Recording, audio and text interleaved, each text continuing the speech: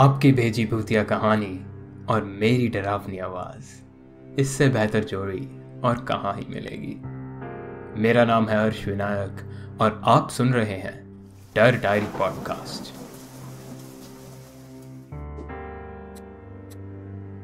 आज की कहानी हमें डी के द्वारा भेजी गई है और समय गवाए बिना आइए आज की कहानी शुरू करें। मैं तो बस अब जल्दी से कनाडा जाना चाहती हूँ। अच्छा, मतलब आप हमारा देश छोड़ के जा रही हैं? मैं अपने एक दोस्त से बात कर रही थी जब मुझे पहली बार एक अलग दुनिया में होने का एहसास हुआ। एक्चुअली मैं अभी 22 साल की हूँ और अभी अभी मैंने अपनी ग्रेजुएशन कंप्लीट करी है। उस दिन मैं अपने दोस्तों से मिलके घर आ रही थी। रात के 10 बज रहे थे और मैंने कभी इतना लेट मेट्रो से ट्रैवल नहीं किया था। उस रात मैंने राजीव चौक मेट्रो स्टेशन पे अपने दोस्तों को बाय कहा और वहां से येलो लाइन मेट्रो लेने जा रही थी।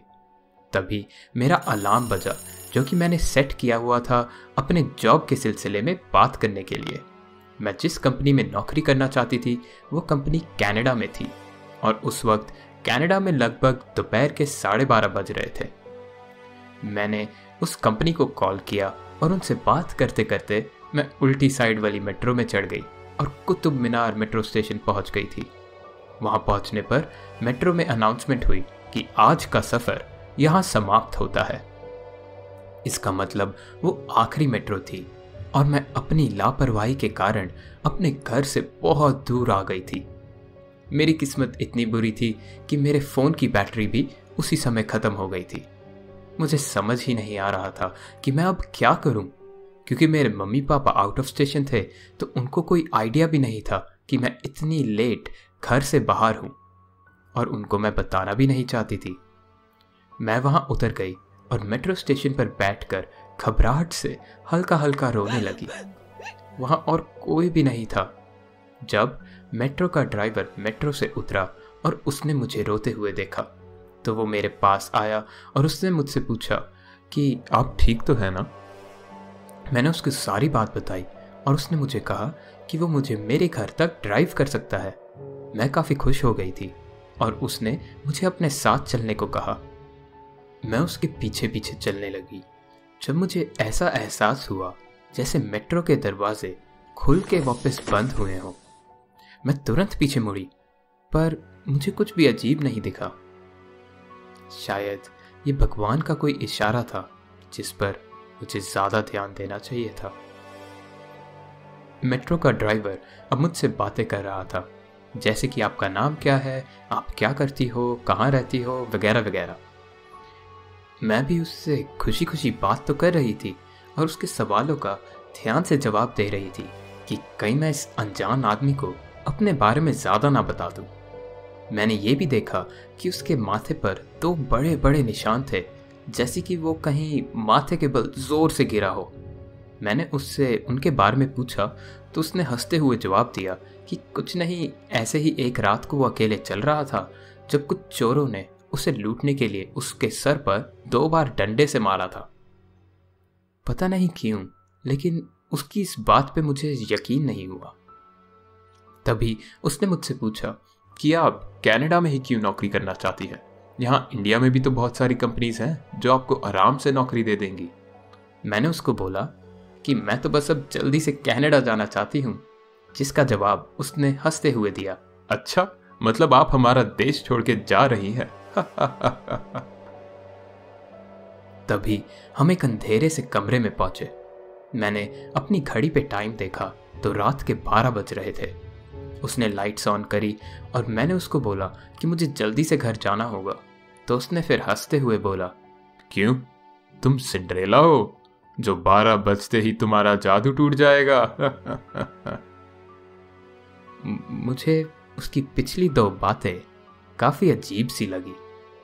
पहली बात यह थी कि मैंने उसको ये नहीं बताया था कि मैं कनाडा में जॉब करना चाहती हूँ, तो उसने मेरे से ये पूछा भी कैसे कि मैं कनाडा में नौकरी क्यों करना चाहती हूँ। और दूसरी बात यह कि उस कमरे में कोई घड़ी नहीं थी और ना ही उसने कोई घड़ी खुद पहनी हुई थी। तो उसे कैसे पता कि अभी 12 बज गए थे? मुझे अब बहुत अजीब लग रहा था और मैं घबरा गई थी। अरे नहीं नहीं, काफ़ी लेट हो गया है ना, घर पर सब परेशान हो रहे होंगे, मैंने हंसते हुए जवाब दे दिया। मेरी बात का जवाब दिए बिना वह एक लॉकर से अपना सामान निकाले जा रहा था। उस कमरे में अब एक अजीब सा सन्नाटा छा गया था।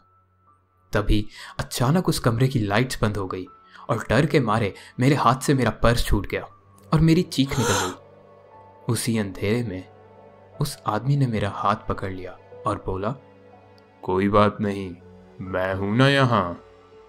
मैंने एक झटके से अपना हाथ छुड़ा लिया, अपना पर्स उठाया और उस कमरे से बाहर भागने लगी।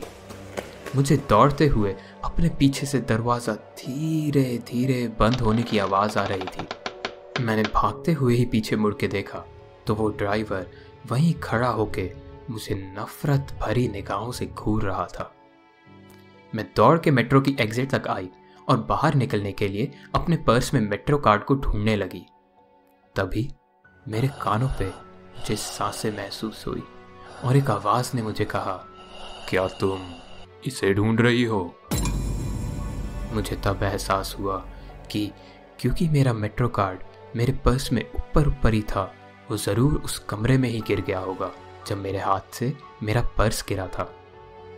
मैंने तुरंत अपने पर्स से पेपर स्प्रे निकालकर उसको उसकी आंखों पर मार दिया और वो जोर जोर से चिल्लाने लगा। मैं दौड़ के वापस उस कमरे में आ गई और मैंने उसको अंदर से लॉक कर दिया। मुझे बाहर से जोर जोर से उस कमरे के दरवाजे को पीटने की आवाज आने लगी। अचानक मुझे मेरे पैरों के नीचे कुछ चिप चिप और गीला सा महसूस हुआ। मैंने नीचे देखा तो इस कमरे की जमीन पूरी खून से भरी हुई थी। मुझे बाहर से जोर की आवाज आई, मैं इस बार तुम्हें बच कर नहीं जाने दूंगा। इसकी बात पे ध्यान देने का समय मेरे पास नहीं था। मैं उस खून भरी जमीन से दूर जाने के लिए एक लॉकर के अंदर जाके छुप गई। मैं लॉकर के अंदर छुप के रोए जा रही थी जब मेरे कंधे पर मुझे किसी का हाथ महसूस हुआ। मैं चीखते हुए उस लॉकर से बाहर निकली और पीछे मुड़ के जो मैंने देखा वो देखकर मेरा सर चक्कर खा के घूमने लगा था। उस लॉकर के अंदर मेरे पीछे और कोई नहीं, मैं खुद खड़ी हुई थी और मेरे हाथ में एक बड़ी सी खून से भरी हुई लोहे की रॉड थी। मैंने अपने ही हाथों से जैसे ही उस रॉड को अपने हाथों में लिया, सब कुछ शांत पड़ गया और मानो एक झटके से मैं उस अलग दुनिया से बाहर निकली। मैं इस समय एक हॉस्पिटल के बेड पे लेटी हुई थी। डॉक्टर्स ने मुझे बताया कि मैं शॉक में थी। कुछ समय बाद कुछ पुलिस ऑफिसर्स भी मेरे कमरे में आए और उन्होंने मुझे बताया कि उन्हें मैं मेट्रो ड्राइवर की लाश के साथ खून से भरी जमीन पर एक लोहे की रॉड पकड़े हुए मिली थी। उन्होंने सीसीटीवी कैमरा पर सब देखा कि कैसे मैं खुद को बचाने के लिए उस कमरे में आई, लेकिन क्योंकि उस कमरे पे लॉक नहीं था, मैंने सेल्फ डिफेंस में उस लोहे की रॉड से 2 बार उस आदमी के सर पर मारा था और फिर शॉक के कारण मैं खुद वहीं बेहोश हो गई थी। मैं खुश हूं कि मैं इस हादसे से जिंदा बच पाई। मैं आप सभी को यही कहना चाहूंगी कि सावधान रहें और सतर्क रहें। आपकी हिफाजत आपके अपने हाथों में है। उम्मीद है आपको डर डायरी की आज की ये कहानी पसंद आई होगी। अगर आपको ये कहानी पसंद आई तो हमें कमेंट्स में बताइए और अपने किसी दोस्त को भी ज़रूर सुनाइए। और अगले हफ्ते हमारी कहानी सबसे पहले सुनने के लिए इस वीडियो को लाइक, हमारे चैनल को सब्सक्राइब और बेल आइकन दबाना बिल्कुल ना भूलें। अगर आपके पास भी कोई डरावनी या भूत प्रेतों की कहानी है जो कि आप मेरी आवाज़ में इस चैनल पर सुनना चाहते हैं तो डिस्क्रिप्शन में दिए लिंक के द्वारा हमें अपनी कहानी ज़रूर भेजिए।